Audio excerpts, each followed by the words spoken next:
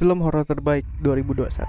Tidak bisa dipungkiri lagi ya kalau film ini emang sangat amat bagus dan berhak mendapat gelar nomor satu di tahun 2021.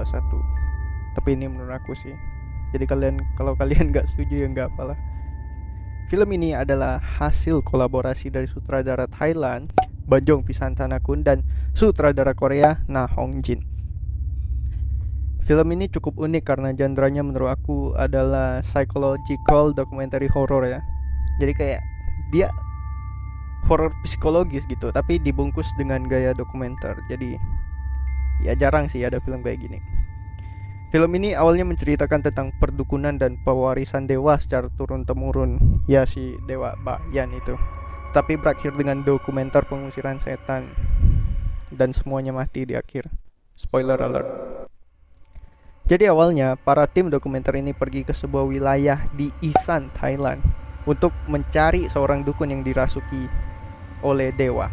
Isan ini terkenal sebagai wilayah yang tradisinya masih sangat kental ya. Jadi masih banyak yang nyembah-nyembah dewa dan melakukan ritual-ritual gitulah.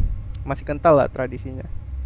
Dan mereka ingin melihat kehidupan sehari-hari si dukun itu. Dan terpilihlah seorang dukun yang bernama Nim yang dirasuki oleh dewa Bayan. Dan di film ini ada beberapa peran penting ya dari karakternya. Yang pertama adalah si Nim, si dukun, Noi, kakak dukun, dan si Ming, cewek kesurupan, Manit, abang si Nim dan si Noi, Santi, dukun tingkat kecamatan. Oke. Tapi hari ini aku tak bakal menceritakan jalan cerita film ini ya. Aku cuma pengen bahas aja beberapa detail di film ini, kayak kejadian atau ritual atau tradisi yang ada di film ini, karena menurut aku tradisinya masih sangat mirip dengan yang aku sering lihat sih, terutama orang Tionghoa di Indonesia ya, khususnya di daerah tempat aku tinggal yaitu di Kalimantan. Dan aku udah tanya orang-orang yang lebih tahu tentang perdukunan, tentang beberapa hal yang ada di film ini, dan emang ritual dan tradisinya film ini itu benar-benar ada di dunia nyata dan sangat mirip dengan yang aku sering lihat dan dengar di sekitar aku. Sekali lagi ini dari yang aku tahu dan ini dari yang aku dengar ya. Jadi kalau ada perbedaan boleh dikasih tahu, atau kalau aku ada salah boleh dibetulin sih. Tinggal komen ya di kolom komentar. Oke? Hal pertama yang akan aku bahas adalah kepercayaan. Warga di sana percaya bahwa semua hal memiliki rohnya masing-masing, hewan, tumbuhan, bahkan benda mati sekalipun. Kedua, keturunan dukun. Memang di kehidupan nyata ada yang seperti ini juga ya. Kebanyakan anak yang orang tuanya adalah dukun mempunyai kekuatan untuk mewarisi dewa atau kekuatan dukun tersebut.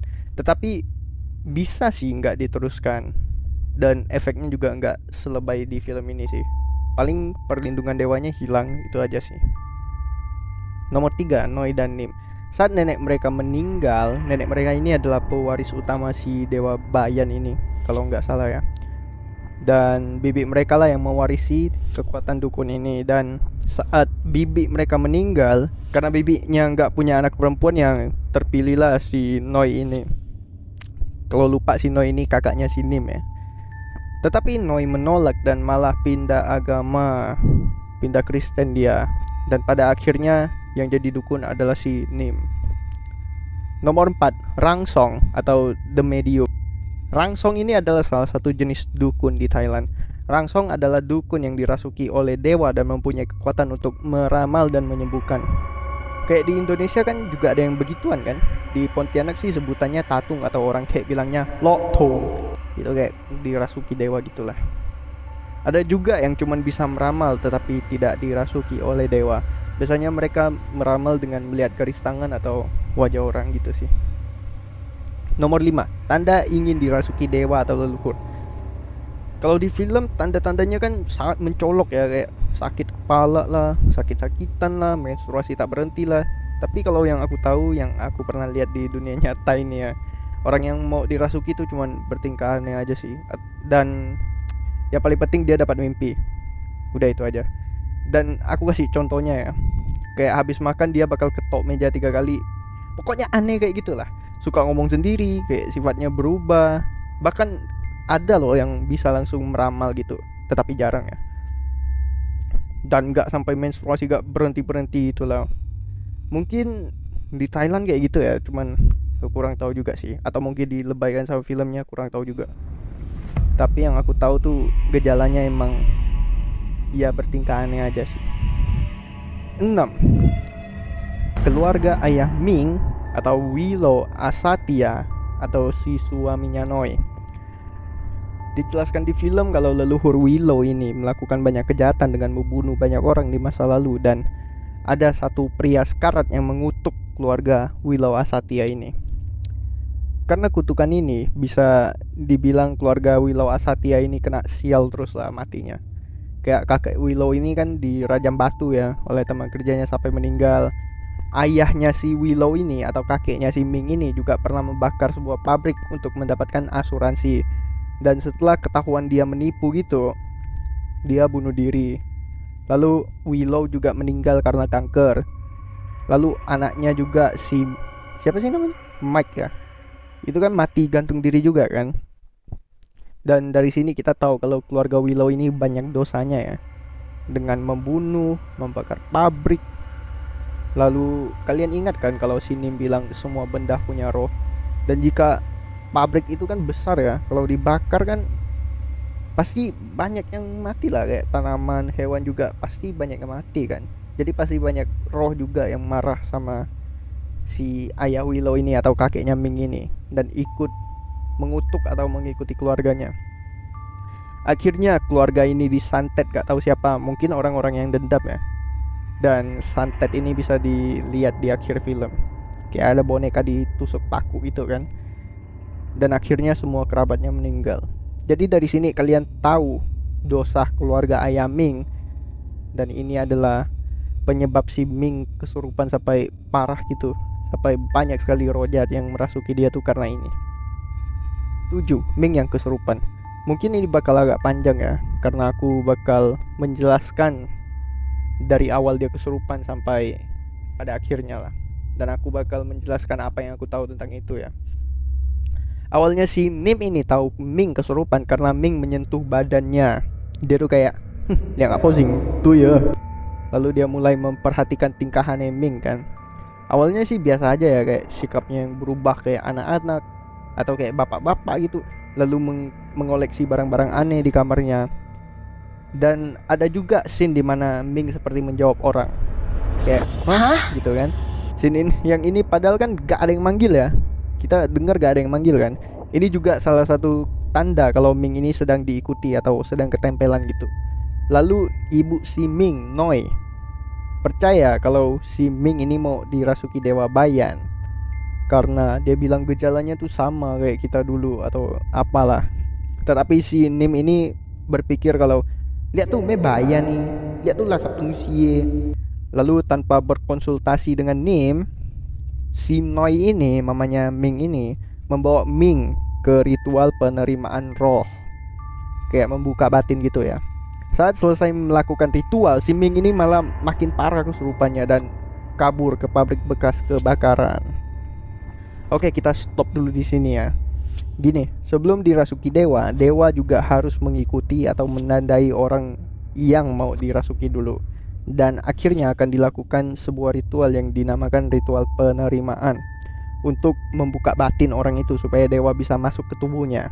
Sama halnya dengan roh-roh jahat ini, mereka kan udah nempel ya di badan Ming.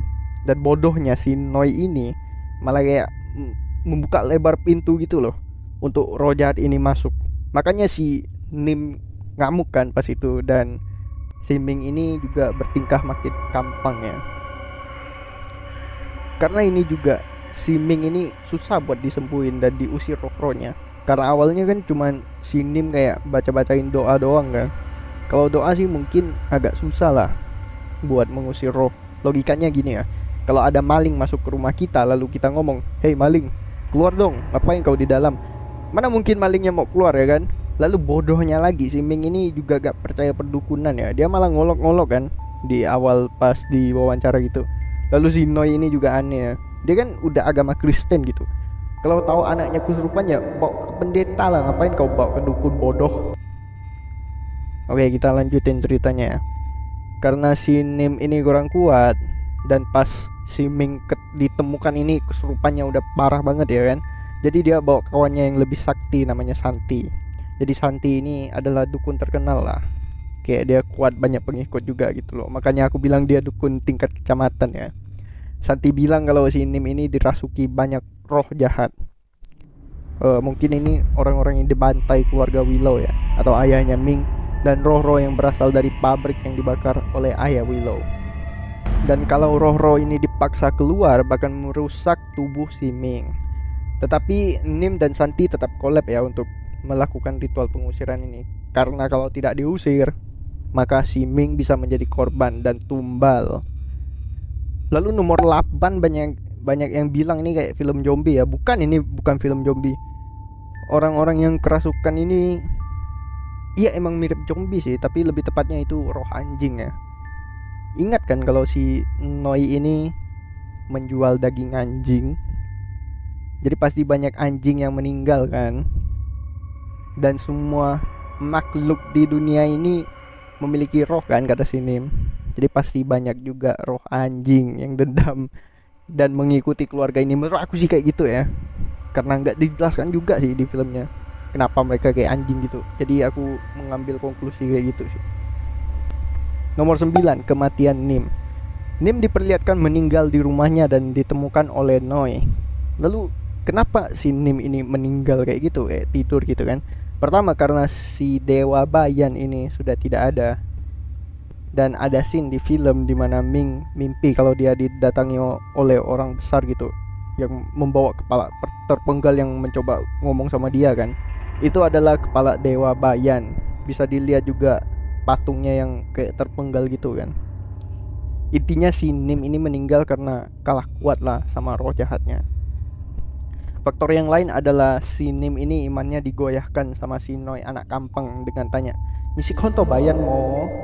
Bayan si jiwa si mo?" Atau, "Apakah kamu pernah melihat Bayan? Apakah Bayan itu ada?" Gitu kan. Dan akhirnya si Nim ini imannya goyah ya, dan kalah kuat sama roh jahat gitu. Soalnya si Nim ini kayaknya juga nggak pernah diliatin sama si dewa Bayan sih, makanya imannya goyah gitu.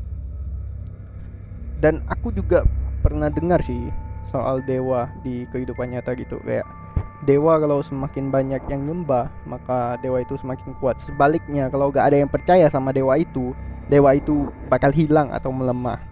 Bayan ini sejujurnya agak kasihan sih, dia udah ditolak sama orang yang dipilih kan. Lalu kepercayaan si Nim ini sebagai pewaris dewa Bayan juga goyah gitu. Makanya dewa Bayan ini bisa sampai kalah. Lalu ada juga pertanyaan siapa yang berbadan besar yang memenggal kepala Bayan di mimpi Ming itu. Ini masih misteri juga ya.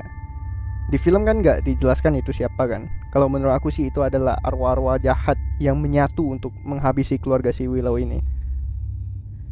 Lalu kenapa si Ming bilang dia gak bisa dengar kepala itu berbicara? Seperti yang aku bilang tadi, kepala itu kan adalah dewa Bayan kan. Dan Ming ini kan gak percaya sama dewa Bayan, lalu gak percaya dukunan gitu. Jadi gimana dia bisa dengar? 10. Menipu arwah. Ada scene di mana Noi menggantikan Ming untuk melakukan upacara pengusiran karena takut badan Ming ini gak mampu dan malah meninggal kan. Lalu kepalanya ditutup kain jimat gitu dan dipakaikan pakaian si Ming. Lalu si Ming disegel di kamar biar rohnya gak bisa keluar masuk kamar ya. Lalu ini yang banyak orang bingung, tulisan di mobil si Santi itu kan, mobil ini merah atau this car is red, atau this car is red kan. Maksudnya tuh apa? Ini aku juga kurang paham ya, karena nggak ada penjelasan sama sekali. Dan ada juga yang bilang warna merah itu artinya balas dendam atau kemarahan. Dan ada juga yang bilang kalau tulisan itu adalah tanda kalau si Noi ini menggantikan si Ming. Silakan pilih alasan yang paling masuk akal atau jawaban yang paling masuk akal, karena aku tak pernah dengar yang kayak gini sih di tradisi Tionghoa.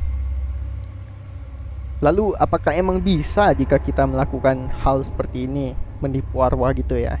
Setelah aku tanya orang yang lebih ngerti tentang hal ini, jawabannya adalah tidak bisa jika mereka tidak memiliki hubungan atau celah batin yang sama. Celah batin ini kita artikan kayak rumah lah ya. Nanti bakal aku jelaskan dikit. Jadi jika mereka memiliki celah batin yang sama, maka mereka bisa melakukan hal tersebut. Contohnya aja, si Noi atau Mama Ming Dan Ming ini dua-duanya pernah kerasukan. Ming ini kerasukan roh jahat, dan si Noi ini hampir dirasuki Dewa Bayan tapi dia nolak kan. Jadi mereka berdua ini sama-sama pernah kerasukan.